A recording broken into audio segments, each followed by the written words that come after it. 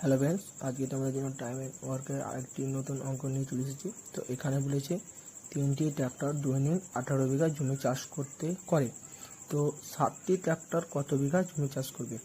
তো আমরা এখানে অঙ্কটি কি ঐকিক নিয়মে করব। তো প্রথমে কি করব, 3টি ট্র্যাক্টর করে না, 3টি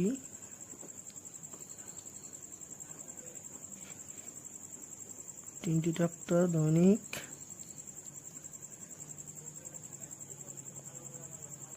চাষ করে 18 বিঘা। তবে একটি ট্র্যাক্টর জমি চাষ করে কত, এটা ভাগ হয়ে যাবে।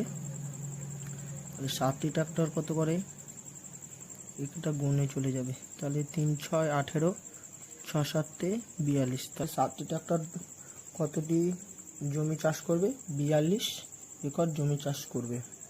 তো অঙ্কটি ভালো লাগলে লাইক এবং সাবস্ক্রাইব করতে বলবেন না।